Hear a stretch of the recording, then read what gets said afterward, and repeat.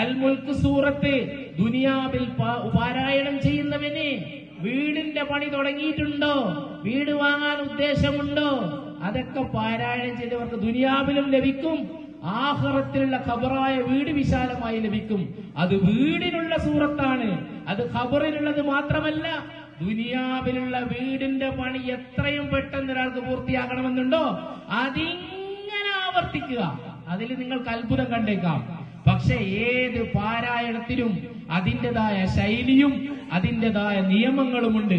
അവ പാലിക്കാതെയുള്ള പാരായണം കുറ്റകരമാണ്. അതുകൊണ്ടാണ് നമ്മൾ മദ്രസയിൽ പഠിപ്പിക്കുന്ന കുട്ടികളോട് തജ്വീദ് പഠിക്കണമെന്ന് പറയുന്നത്. അവ പാരായണം ചെയ്യണം, വീട്ടിൽ നിന്ന് ശ്രദ്ധിക്കണം എന്ന് പറയുന്നത് എന്തിനാണ്?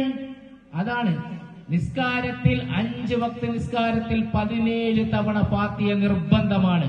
ഫാത്തിഹ ഓതാത്തവന് നിസ്കാരമില്ല. ഫാത്തിഹയിൽ ശ്രദ്ധിക്കേണ്ട കാര്യങ്ങൾ എന്താണ്?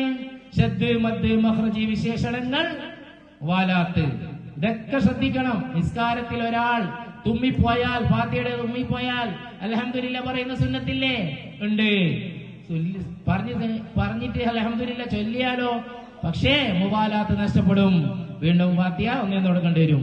ഇതൊക്കെ നമ്മൾ മനസ്സിലാക്കണം. നമ്മളൊരു പോയി സമയമാകുമ്പോഴേക്ക് അഭാം കൊടുത്തു പറഞ്ഞൊരു കുത്തിമറിയൽ നടത്തുന്നതിനെയാണ് നമ്മൾ പറയുന്നത്.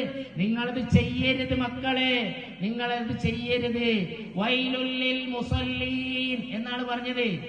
വൈലുല്ലിൽ മുസല്ലീൻ, നിസ്കരിക്കുന്നവർക്ക് നരകമുണ്ട്. പിന്നെ നിസ്കരിക്കാത്ത ആളെ തന്നെ പറയേണ്ട ആവശ്യമില്ലല്ലോ. നിസ്കരിക്കുന്നവർക്കാണ് നരകമുണ്ടെന്ന് പറഞ്ഞത്.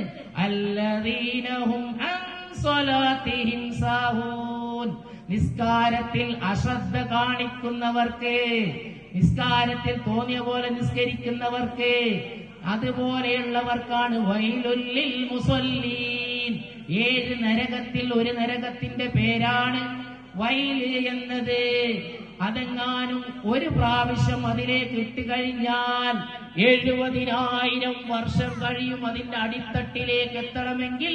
ഒരു കല്ലെങ്ങാനും ഇട്ടുകഴിഞ്ഞാൽ അതിന്റെ അടിത്തട്ടിലേക്ക് എത്തണമെങ്കിൽ, വൈലെന്ന നരകത്തിന്റെ അടിത്തട്ടിലെത്തണമെങ്കിൽ 70,000 വർഷം കഴിയുമെന്ന് ഹബീബ് റസൂലുള്ളാഹി സ്വല്ലല്ലാഹു അലൈഹി വസല്ലമ തങ്ങൾ പഠിപ്പിക്കുന്നു. അത് അറിഞ്ഞത് കൊണ്ടാണ് എനിക്കൊരു നഷ്ടമില്ല. ഞാൻ വരുമ്പോഴും പോകുമ്പോഴും കാണുന്നവരോടൊക്കെ പറയുന്നത് എന്താണ്? ഇഖാമത്ത് കൊടുത്തില്ലേ, ബാങ്ക് കൊടുത്തില്ലേ, വേഗം പോകൂ, എനിക്കൊരു രൂപ ലാഭമില്ല, എനിക്കാരൊരു പൈസയും തരുന്നില്ല. ഞാൻ ആരോടും ദേഷ്യം കൊണ്ട് പറയുന്നതല്ല. നിങ്ങൾ മനസ്സിലാക്കണം, നിങ്ങളുടെ മക്കളെ